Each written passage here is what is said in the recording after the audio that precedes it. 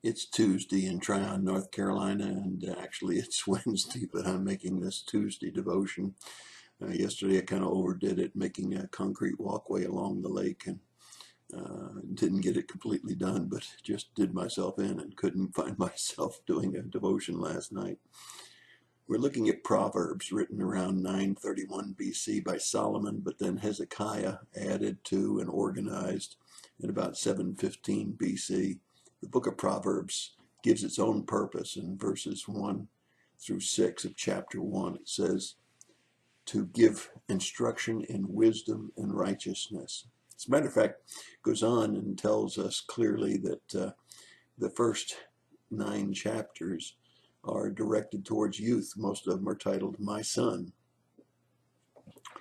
And we've looked at chapter 2, verses 1 through 8 in a previous devotion, which is that we want to receive his word and treasure his commandments. And when we do that, we'll have an ear that's attentive and will incline our hearts. Now, I think that's important to understand the difference between hearing it, understanding it, and then moving it down to our hearts. You see, that's the process that has to happen for it to become ours, something that we believe in. And it says we're to seek it like silver or hidden treasure.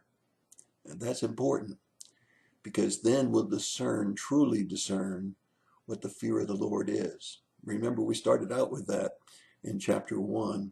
We said one of the greatest lessons we could learn is the fear of the Lord is the beginning of wisdom.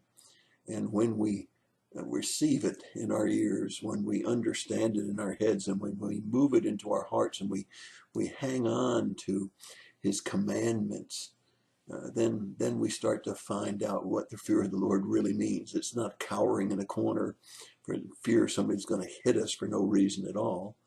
It's a respect and a reverence for God, realizing who he is.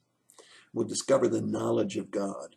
Now, it told us yesterday that then it would be a shield for us, a guard on our path, and it would preserve the way of the godly.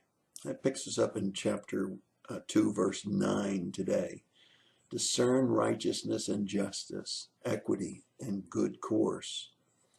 Wisdom will enter the heart. Knowledge will be pleasant to the soul. You see, one of the things that I learned a long time ago, and I've tried to express it to a number of congregations, is that for the longest time I tried to please God because I thought that's what he wanted me to do and that it was for him. What I realized a little later in my Christian life was that those rules and those regulations, those commandments, that righteousness is not for him. It's for me. When I do the things that God says to do, I feel good about it. When I do the things he says not to do, I don't feel good about it. It gives me guilt, it gives me pain, it gives me consequences. And so I've learned that even though the commandments that he gave us seem to be for him, they're really for us. Jesus said, I've come that you might have life and you might have it abundantly. When you start to think about the fact that you hide these things in your heart that you might not sin against him, you're also hiding them in your heart that you might find the joy of the Lord. So we discern righteousness and justice and equity and good course, and wisdom will enter into our hearts, and knowledge will be pleasant to our souls. Not a, oh no, there comes another, don't do this, don't do that, but rather, I know this is for my best. I know that this is going to be pleasant for my soul. Verses 11 and 12. Discretion will guard you. Understanding will watch over you. Now, it's important to remember because it says it'll deliver us from the way of the evil. Now, I think it's important for us to remember back in the last chapter, we found that we need to be careful of those that entice us to evil. But when we have this word of God hidden in our hearts, you see, it protects us against not only those that would try to deceive us, those that would try to entice us to evil, but remember, it's good for our soul. And we need to be able to stay away from those that do evil and who speak perverse things. Verse 13, even those who leave the path of uprightness. Now, that's pretty important. There are some that seem to be good and righteous and seem to be living good lives, and then they depart from that. Because we've built a friendship with them because of their good behavior in the past, here there's a warning that some might leave the path of righteousness. Those might leave the way and go into ways of darkness, and they may try to entice us to follow them. That would be a terrible mistake, and God's warning us here in verse 13. In verse 14 and 15, he says, delight in doing, and then they delight in doing evil and rejoice in the perversity of the evil that they do. So we need to be sure that we understand that not everyone starts out evil. Not everyone goes towards evilness, but many will turn that direction.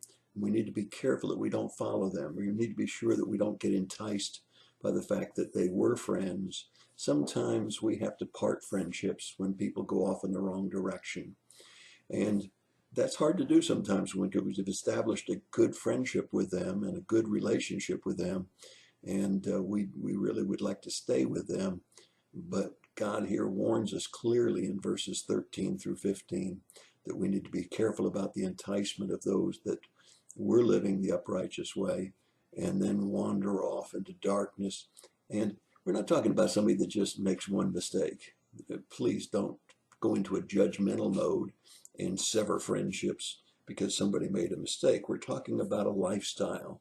We're talking about a continuous action, and we're talking about the fact that they seem to enjoy it.